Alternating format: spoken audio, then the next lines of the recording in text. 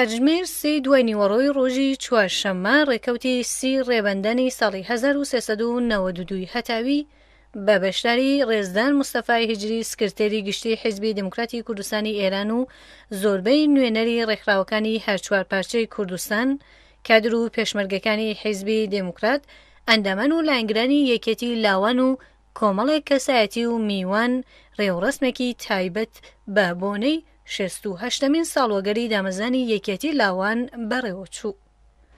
ڕێوڕسمەکە بە سرودی نەتەوایەتی ئەیڕەقی بوو ساتێک ڕاوەستان بۆ ڕێزگرتن لە گیانی پاکی شەهیدانی کوردستان بە تایبەتی شەهیدانی یەکێتی لاوان دەستی پێکرد.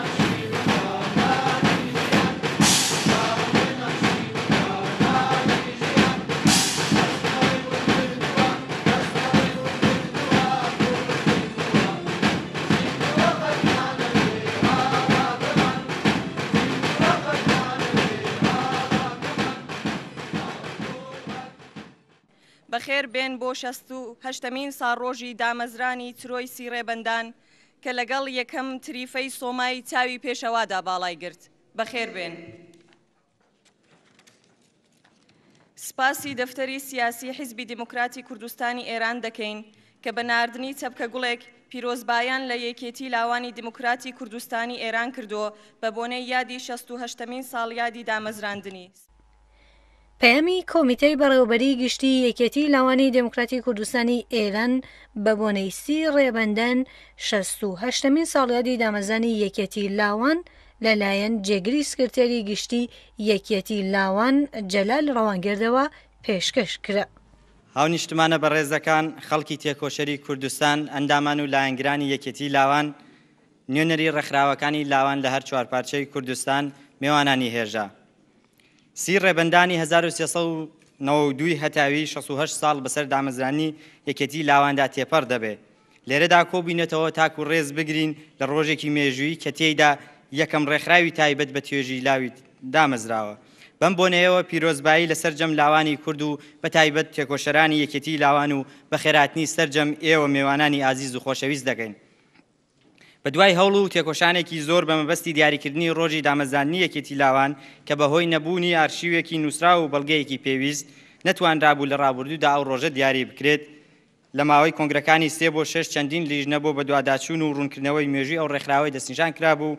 پاش تاوتوێکردن و وەرگرتنی ڕاو بۆچینی زۆر یەک لە کەسایەتی و شارەزانی پسپۆر لە بواری مێژوودا ڕۆژی 30 ڕەبەندانی 1324 هەتاوی وەک ڕۆژی دامەزرانی یەکێتی لاوانی دموکراتی کوردستانی ئێران دیاری کرا. یەکێتی لاوان وەک یەکەم ڕێکخراوی تایبەت بە توێژی لاو لە سەردەمی یەکەم کیان و دەسەڵاتی سیاسی مۆدێرنی کورد لە کۆماری کوردستاندا و لە هەلومەرجێکی تایبەت بۆ کۆمەڵێک ئامانجی درێژخایەن دامەزراوە و تا بە ئێستا ڕێگایەکی بە درێژایی 68 ساڵ پڕ لە هەوراز و نشێ و بڕیوە و ئێستاش وەک جاران قورس و قایم لەگەڵ ئاڕوگەڕەکانی جیهانی و ناوچەیی بە هەوڵ و تێکۆشان بە مەبەستی گەیشتن بە ئامانجە پیرۆزەکانی درێژە بەخەبات دەدا. لە کاتێکدا ڕەوتی گەشەسەندنی کۆمەڵ لە پێناو بەختەوەری کۆمەلگا و بۆ وەدیهێنانی خەونەکانی مرۆڤ و ئازادی کۆمەلگا هەنگاو دەنێ و بەدامەزراوەتر دەبێ، سیستمی بەڕێوەبەری کۆمەلگا بۆ دابینکردنی پێداویستیە کۆمەڵایەتیەکان و پێویستی بە جەماوەری بوونی هێز و تواناکانی هەیە. بەڵام بەداخەوە هێشتا وڵاتی ئێمە بەهۆی زاڵبوونی سیستمێکی دیکتاتۆری لە قەیرانێکی قوڵی سیاسی و ئابووری و کۆمەڵایەتیدایە. ئەوڕۆ لاوان چ لەبەر گرنگی و ڕێژەیان لە پێکاتی حەشیمەتدا و چ بەو هۆیەوە کە لە ڕووی سروشتیەوە فیداکار و گۆڕان خوازن گرنگترین هێزی مرۆیی ئێران لە ئەژمار دێن و دەبێت لاوان زیاتر لەوەی کە هەڵگری خواستێکی سنفی بن و تایبەت بە توێژی خۆیان بن دەبێت هەڵگری بەرنمەیەکی پێکاتەشکێنی دموکراتیک بن لەم ڕۆوە پاش دابینبوونی مافە نەتەوایەتیەکانیان بەستێن بۆ دابینبوونی مافیە سنفیەکانی ئەوانیش دێتە ئاراوە.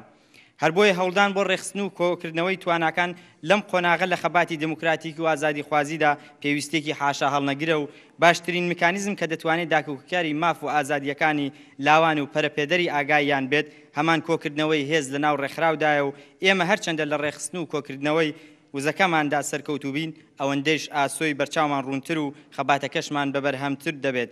هەر بەسەرنجان بەم ڕاستی حاشا هەڵنەگرێش بوو کە یەکێتی لاوانی دموکراتی کوردستانی ئێران لە یەکێک لە زێڕینترین قۆناغەکانی بزافی ڕزگاری خوازی نەتەوەی کووردا دامەزرا. هەلومەرج و قۆناغە مێژوەکانی یەکێتی لاوان بەسەر سێ قۆناغدا دابەش دەبێ. قۆناغی یەکەم سەرەتای دامەزانی ئەو ڕێکخراوەیە لە سەردەمی یەکەم دەسەڵاتی سیاسی مۆدێرنی کورد واتە کۆماری کوردستان لە ڕێبەندانی 1324 هەتاوی تاکو سەرکەوتنی شۆڕشی گەلانی ئێران لە ساڵی 1357 هەتاوی.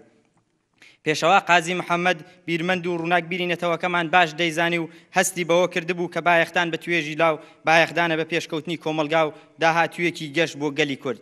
هەل لەسەر ئەو بنەمایش بوو کە پاش دامەزرانی کۆماری کوردستان بە مەبەستی زیاتر ئاشناکردنی لاوان بە مافوەرکەکانیان و بەشداریان لە خەبات و تێکۆشان بۆ گەیشتن بە ئامانج و ئاواتی نەتەوەکەمان و گرنگیدان بە ڕۆڵگەڕانی توێژی لاو لە بڕیاردان و چارەنووسی خۆیاندا هەردوای چەند ڕۆژ لە دامەزرانی کۆمار واتە لە ڕێبەندانی 1324 هەتاوی و لەسەر پێشنیاری پێشەوە قازی محەممەد بڕیاری دامەزرانی یەکێتی لاوان بۆ ڕاپەڕاندن و بەجێگیانی ئەرکەکانی لە ناوچەی ژێردەسەڵاتی کۆماری کوردستان دەدرێت.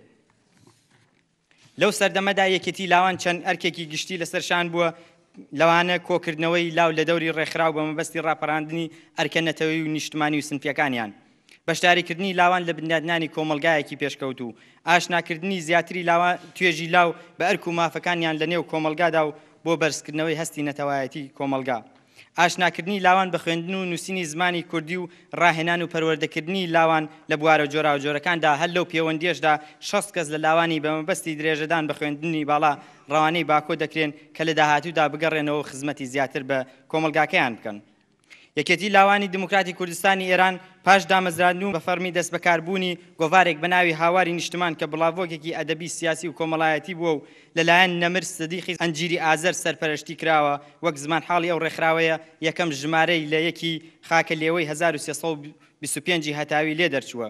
بەدوای هەرس پێهێنانی کۆماری کوردستان لە مانگی سەرماوەزی 1325 هەتاوی و لە سێدارەدانی ڕێبەرانی کۆمار داگیرکردنی ناوچەکانی ژێردەسەڵاتی کۆمار دەرەتان بۆ خەبات و تێکۆشانی یەکێتی لاوان ئەستەم دەبێت و بۆ ماوەیەکە ڕێکخراوەی لە تێکۆشان دەکەوێت. ڕێبەری ناودار و کەمیۆنەی نەتەوەکەمان دکتۆر قاسملووی هەرگیز نەمر تێکۆشانی سیاسی خۆی لە یەکێتی لاوانی دموکراتی کوردستانی ئێران و دەست پێ کرد و بە هەوڵ و تێکۆشانی بێوچانی خۆی لە یەکێتی لاوان و پاشان لە حزبی دموکراتدا و سیاست و ئستراتیژیەکی نوێی بۆ ئەم بزافە هێڵکاری کرد کە لە ساڵی 1332 هەتاوی جارێکی تر دەرەتان بۆ بژانەوە و چالاکی ڕێکخراوەکان دەرەخسێت ئەو هەلە دەخۆزێتەوە و لە شاری ورمێ کومێتەی یەکێتی لاواندا دەمەزرێنێت و دەست بەکار و تێکۆشانی ڕێخستنی لاوانی ئەو ناوچەی لە ڕیزی ئەو ڕێکخراوەیەدا دەکات. هەروەها تێکۆشەرانی یەکێتی لاوان لە سەردەمی خەباتی چەکداری 46 ڕۆڵی بەرچاویان هەبووە و لە تێکۆشەرانی دیار و بەرچاوی یەکێتی لاوان لەو خۆناغەدا دەتوانین ئاماژە بە شەهید اسماعیلی شەریفزادە بکەین کە جێی خۆیەتی لێرەدا ڕێز لە خەبات و تێکۆشانی ئەو تێکۆشەرانەیش بگرین.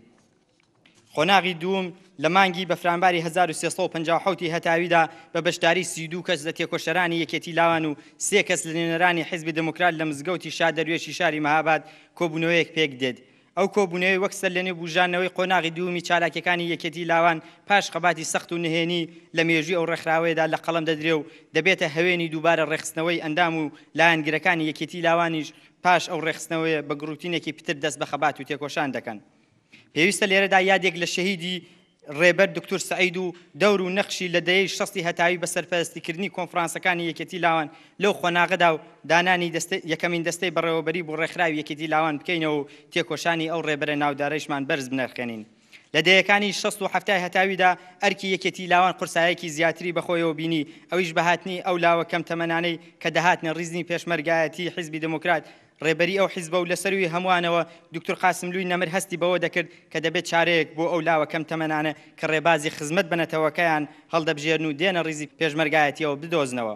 هەر بەم مەبەستە بنکە و بارەگاکانی یەکێتی لاوان کە ئەو کات لەژێر ناوی لاوانی حیزبی دموکرات تا چالاکیان دەنوان چالاک کردەوە و ڕێکخراوی لاوان بوو بە پێگەیەک بۆ پەروەردەکردنی لاوانی ڕۆژهەڵاتی کوردستان. لەو کاتەدا لاوان بە گروتوینێکی تایبەت چوەک پێشمەرگە و چوەک پشتیوانانی هێزی پێشمەرگە و پارێزەرانی وڵات ئەرکە نیشتمانەکانی خۆیان بەجێ گەیاندووە. جێی ئاماژەیە لەم قۆناغەدا بڵاوکراوی فەرمی ئەو ڕێکخراوەیە بە ناوی گۆڤاری لاوان لە دەوری دووەمدا 56 ژمارەی لێ بڵاو بووتەوە. قۆناغی سێم بە دوای ساڵی 1371 هەتاوی دۆخێکی تایبەت و هەلومەرجی سیاسی ناوچەکە دەبێتە هۆی گواستنەوەی بارەگاکانی ئەو ڕێکخراوە لە سنوورەکان بۆ باشووری کوردستان و بۆ ماوەیەکی کورت تێکۆشانی یەکێتی لاوان بەرەو لاوازی دەڕوات. بەڵام دوای چەند ساڵ و لە مانگی گەلاوێژی 1370 هەتاوی بە دروشمی لە دەوری یەکێتی لاوان کۆ ببنەوە ئەم ڕێکخراوەی تێکۆشانی خۆی گروتین پێدەدا و بۆ جارێکی تر ڕێخستنی ئەندامەکانی دەست پێ دەکاتەوە. بەڵام ئەم جارە یەکێتی لاوان بە تاکتیک و ئستراتیژی تایبەت بە سەردەم درێژە بە تێکۆشان دەدات و لە وەرزی پاییزی 1379 هەتاوی کومیتەکانی یەکێتی لاوان کۆنفرانسەکانی خۆیان دەگرن و لە ڕۆژی چواری بەفرانباری 1379 هەتاوی یەکەم کۆنگرەی خۆی دەبەستێت. هەر لەو کاتەوە بەدواوە وەکو بڕیارێک هەردوو ساڵ جارێک ئەو ڕێکخراوەیە کۆنگرەکانی خۆی دەبەستێت و تا ساڵی 1392 هەتاوی 7 کۆنگرەی بەستووە. جێ ئاماژەی ڕێکخراوی یەکێتی لاوان لەسەر جەم قۆناغەکانی کار و تێکۆشانی بە سەدان تێکۆشەری نیشتمان پەروەری پێشکەش بە بارەگای ئازادی کردووە و ناویان لە کاروانی شەهیدانی کوردستان درەوشاوەیە و یەکێتی لاوانی شانازی بە درێژە پێدانی ڕێبازیانەوە دەکات. ئێستا کە سەردەمی بە جیهانی بوون و پەرەسەندین تەکنۆلۆژیە لەم قۆناغی یەکێتی لاواندا زیاتر لە هەر کاتێک لە ڕاستای ناساندنی کێشەی نەتەوەی و سەرجەم کێشەکانی یەکێتی لاوان و توێژی لاو لە کوردستان خۆی بە ئەرکدار دەزانێت و بۆ ئەمە بەستەش توانیوەتی کۆڕ و کۆمەڵ و ناوەندەکانی تایبەت بە لاوان بەخواست و ویستەکانی توێژی لاو ئاشنا بکات و لەو ڕاستایشدا لە زۆربەی وڵاتانی ئوروپای و ئامریکایی کومیتەی دامەزراندووە و لەگەڵ زۆر لە NGO و ڕێکخراوەکانی پارێزەری مافی مرۆڤ و هتد لە پەیوەندیدایە و لە چەند ڕێکخراوی جیهانیش وەک نوێنەری لاوانی کورد ئەندامە و لەو ڕێگایەوە هەوڵی ناساندنی دۆزی ڕەوای کورد و شەرعیەتدان بە خەباتە ڕەواکەی لە ڕۆژهەڵاتی کوردستان بە ڕێکخراوە جیهانیەکان دەدات و ئەو تێکۆشانش بە ئەرکێکی ڕێکخراوەی خۆی دەزانێت. یەکێتی لاوان لە گەلاوێژی 1392 هەتاوی کۆنگرەی حوتەمی خۆی لەژێر ناوی دەرخستنی تواناکان بە دروشمی خۆسازدان بەرەو دوا ڕۆژێکی ڕوونبەست و بۆ جارێکی تر و بە بەرنامەیەکی سەردەمیانە درێژە بە خەبات و تێکۆشان دەدات و بڵاوکراوی فەرمی ئەو ڕێکخراوەیش کە گۆڤارێکی وەرزانەیە بە ناوی گۆڤاری لاوان لە دەوری سێمدا تا ئێستا 52 ژمارەی لێ بڵاو بووتەوە.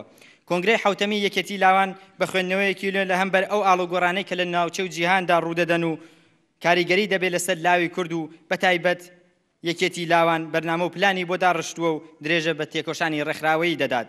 هەستکردن بە پێویستی یەک ڕیزی زیاتر لە ناو لاوانی کورد و بەرپرسایەتی بەرامبەر ئەو خاڵە گرینگە وێڕای ڕێزگرتن لە بیر و ئەندیشە جیاوازەکان بۆ لە دەوری یەک کۆکردنەوەی ڕێکخراوەکانی لاوان لە ئاستی هەر چوار پارچەی کوردستان و بەتایبەت لە ڕۆژهەڵاتی کوردستان بەردەوام لە پلاندایە و خاڵە هاوبەشەکان دەکاتە بنەمایەک بۆ لێک نزیک بوونەوە و لێک تێگەیشتن و بیر لە کار و تێکۆشانی هاوبەش دەکاتەوە.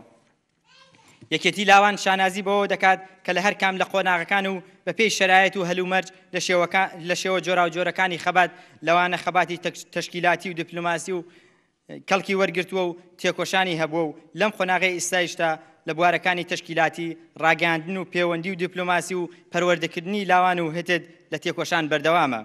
هەوڵەکانی یەکێتی لاوان لە دەرەوەی وڵات بۆ زیاتر ناساندنی کێشەی کورد و بردنە نێو کۆمەلگای جیهانیە و لەو ڕاستایشدا خۆی بە دەروەست دەزانێ و بە ئەندامبوونیشی لە ڕێکخراوی ئینتەرناسیۆنال سوسیالیستی لاوان و زۆر لە ڕێکخراو و ناوەندەکانی جیهانی تایبەت بە لاوان بە ڕێگایەکی باش و کارامە دادەنێ لە هەم بەردەستە بەرکردنی ئەم ئامانجە. ئەوڕۆ لاوان چ لە ئێران بەگشتی و لە کوردستان بەتایبەتی لە هەلومەرجێکی دژواردان و هەر ڕۆژ زیاتر لەلایەن دیکتاتۆرانی حاکم بەسەر وڵاتە هەوڵی لە نێوبردن و بێڕێزی و سوکایەتی پێکردنیان پێدەکرێت. ئەمەش دەرخەری ئەوەیە کە خەباتی لاوان و چالاکیەکانیان دەتوانن مەترسیەکی گەورە بن بۆ نەمانی کۆنەپەرستی و دیکتاتۆریەت. کۆماری ئیسلامی ئەوڕۆ زیاتر لە هەر کاتێکی تر لە بیرۆکەی ئازادی خوازی و چوونەسەری ئاستی وشیاری نەتەوەی لاوان دەترسێ و ڕێکخراوی یەکێتی لاوان بە پێداگیری لەسەر بنەما فکرەکانی توانیوەتی پێگەیەکی بەهێز چ لە ئاستی جیهانی و چ لە ئاستی ناوچە کوردستاندا بەدەست بێنێت و تەشکیلاتێکی بەرین و چالاکە سنوێر جغرافیاکانی بەزاندووە و لە نێو کوردانی دەرەوەی وڵات ئەندام و کومیتەی هەیە و پەیوەندی نێو خۆی و جیهانیەکانی فراوان بوونێکی بەرچاوی بەخۆی و بینیەوە و یەکێتی لاوان لە خزمەتکردن بە توێژی لاو ڕۆڵێکی بەرچاوی گەڕاوە. لەم ڕاستایەدا بڵاوکردنەوەی وشیاری و ئاگایی نەتەوەیی و گەیاندنی زانیاری لە بوارەکانی کۆمەڵایەتی کولتوری سیاسی و ڕۆشنبیری و هتد بە تایبەتی لە ناو توێژی لاوی کورد و بەگشتی لە کۆمەلگای کوردستاندا کردووە بە ئامانجی خۆی و هەوڵ دەدا تاکی وشیاری و پێگەیشت و مافخواز بۆ کۆمەلگایەکی ئازاد و دیموکراتیک پەروەردە بکات. یەکێتی لاوان هەوڵ دەدات لاوانی کورد لەژێر چەتری ڕێکخراوەی لاواندا کۆیان بکاتەوە و لە ئاستە سەرتاسەریەکاندا چ لە کوردستان ئێران و ناوچە و جیهان بە یەک دەنگ و گوتارەوە دەربکەون و لە ئەزمموی کاری ڕێکخراوەی یەکێتی لاوان بۆ بە ئۆرگانیزەکردنی خواستەکانی توێژی لاو و گەشەکردنی کاری ڕێکخراوی لە ناو سەرجەم لاوانی کورد هەنگاو بنێت و هاندەر و پشتیوانی ڕێکخراوەکانی دیکەش بێت. هەروەها یەکێتی لاوان لە هەوڵی ڕۆڵگەران و نزیک بوونەوە و گرنگیدان بە پەیوەندی لەگەڵ لاوانی سەربەنێتەوەکانی دیکەی ئێرانە لەو ڕاستایشدا لە خەباتی ئەو گەلانەش لە دژی سیستمە دواکەوتوەکان بە تایبەت سیستمی کۆنەپەرستی کۆماری ئیسلامی ئێران هەنگاوی جدی هەڵدەگرێت. جێخۆیەتی سپاس و پێزانینی خۆمان ئاراستەی ئەو تێکۆشەرانەی کە بۆ ساتێکیش بووە لەم ڕێکخراوەیەدا هەر لە سەرەتای دامەزرانیەوە تا بە ئێستا و لە سەختترین هەلومەرجەکانی خەبات پشت و پەنای یەکێتی لاوان بوون و تێکۆشانی خۆیان لە یەکێتی لاواندا درێژە پێداوە. هەروەها هەموو ئەو دۆست و پشتیوانانەمان لە هەموو خۆناغەکانی تێکۆشان بە تایبەت لە سەردەمی ئێستەماندا هاندەر و پشتیوان و هاوکارمانن و سەرجەم ڕێکخراوەکانی دۆستمان لە هەر چوار پارچەی کوردستان بکەین. هەروەها سپاس و پێزانینی خۆمان ئاراستەی حیزبی دموکراتی کوردستانی ئێران کە هەمیشتە پشت و پەنای ئەو ڕێکخراوەیە بووە و شان بەشانی تێکۆشانی لە هەستانەوە و درێژە پێدان بە چالاکیەکانی ڕۆڵی سەرەکی هەبووە. هیوا بەداهات و بەردەوامی و نەدۆڕاندنی ئێرادە ژیان دۆستی و مرۆڤ دۆستی لە تایبەتمەندیە بەرزەکانی نەوەی نوێی کوردن. تەزوی زستانی دڵتان بە تینی گەرمای خۆشەویستی و وزەی ژیاننەوەتان پێ ببەخشێت. کومیتەی بەڕێوەبەری گشتی یەکێتی لاوانی دموکراتی کوردستانی ئێران 30 ڕێبەندانی 1392 هەتاوی بەرامبەر بە 19 فۆڤریەی 2014 زایانی. زۆر سپاس. پاشان لەلایەن کۆڕی موزیکەوە سرودی تایبەت بە لاوانی کورد پێشکەش بە ئامادەبووان کرا.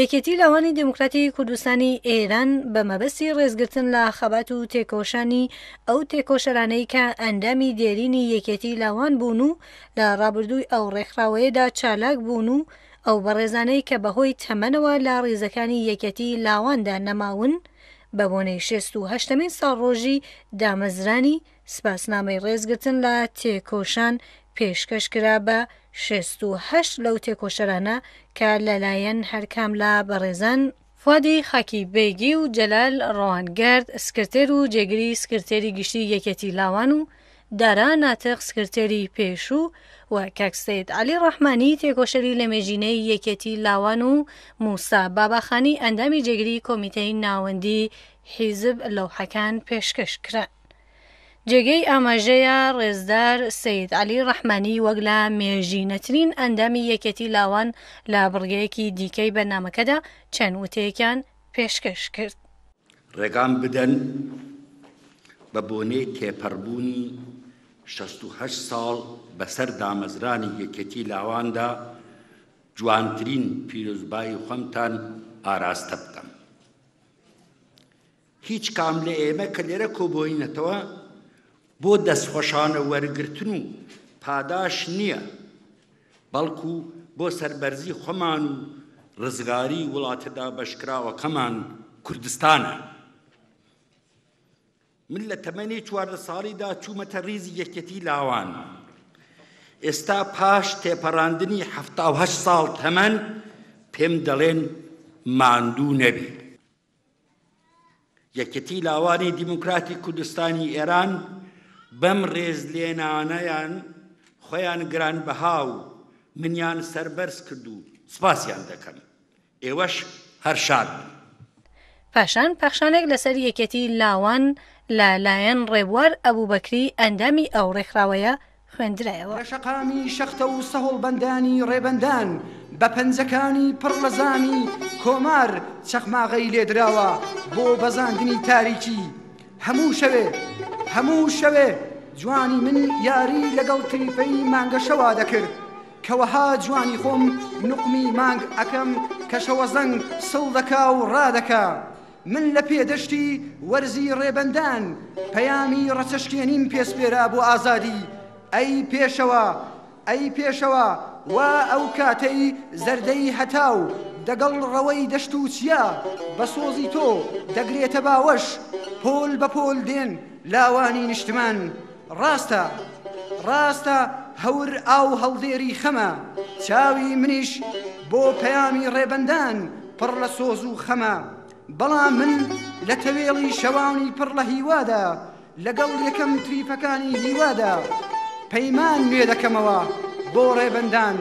هەر لە ڕێبەندانەوە هەموو ڕۆژێ ئاسۆی من نوقمی ئازادی دەبێ و بەڵێنەکانی من نیشتمانی دڵم دەهۆنمەوە کە چاوی نیشتمان لە دیدەی حەزی من سەما بکە. من هەمان وەرزە جوانەکانی نیشتمانم کە چۆن دیمەنی جوانی سروش لە دیدەم سەما دەکەن. لە سرتە و خوڕپەی دڵم ڕابزانە من ئەو میلادگر و باوەڕی تۆم. من خۆشیەکانی ژیانم بە شەقامی داهاتوومدا ئەپڕژێنم و لە تاکە ژوانی ئەوین بە داهاتووی ڕێبەنداندا سەر هەڵدێنم. من هەمان وشەی جوانم کە ڕێبەندان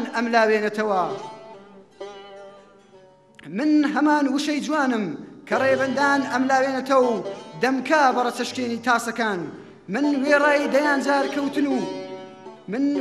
دەیانجار کەوتن و هەستانەوە. من هەر خۆمم هەر وەک جاران خۆم ئەنوێنم. من یەکێتی لاوانم. من لە سۆمایی چاوە جوانەکانی کۆمارەوە لەدایک بووم. من یەکێتی لاوانم.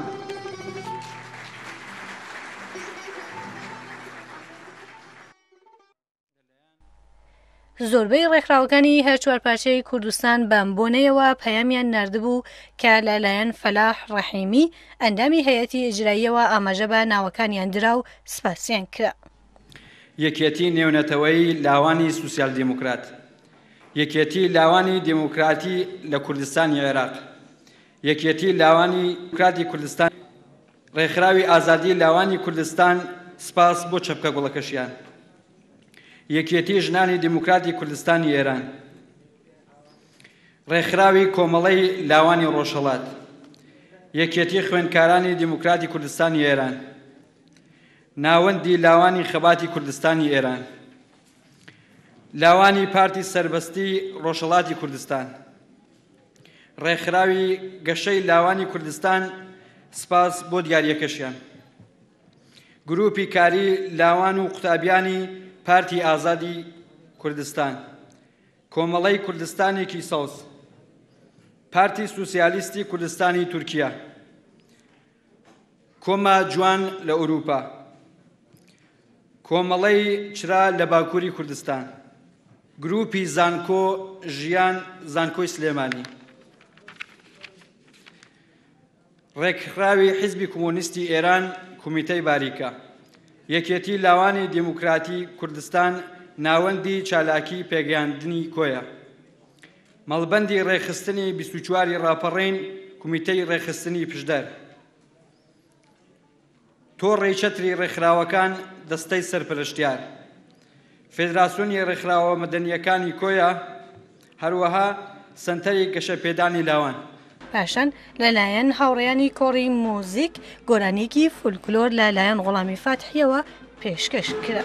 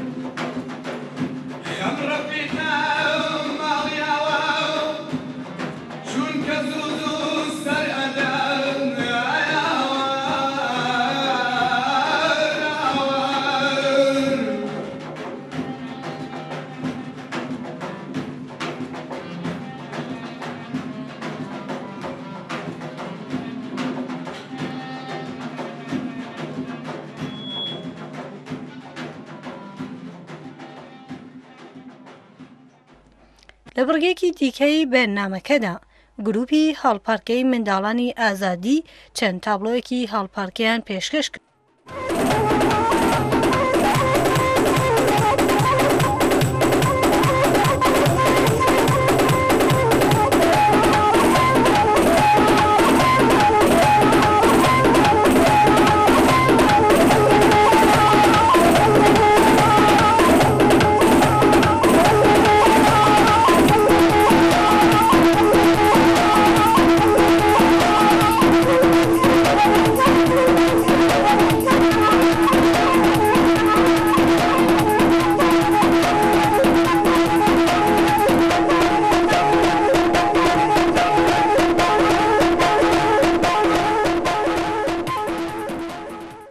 پاشان گۆرانیەکی دیکە لەلایەن فەرهاد کەرەمی پێشکەش کرا.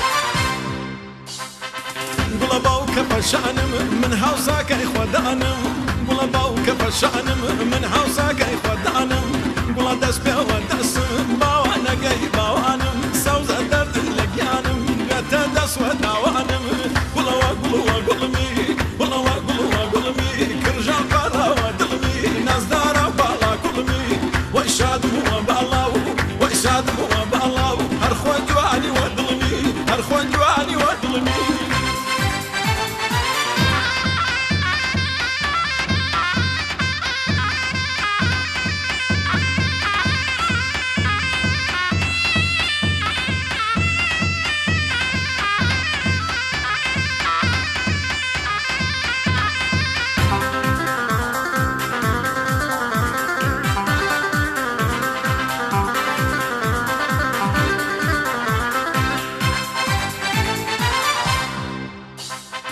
گوڵەمینی دووەکەڵی وای وای وە زەردی خوارێ گوڵەمینی دووەکەڵی گوێتەوە زەردی خوارێ کورە قیافە ئەزیز نازار شەکەتی دەرکەری سەوزای گوڵوەنی وەسەری تو خەوانی من ناوکەری گوڵەوە گوڵوە گوڵمی گوڵەوە گوڵوە گوڵمی کرژان پاراوە دڵمی نازدارە باڵا گوڵمی وەی شاد بووە باڵاو وەی شاد بووە باڵاو هەر خۆ جوانی وە دڵمی هەر خۆ جوانی وە دڵمی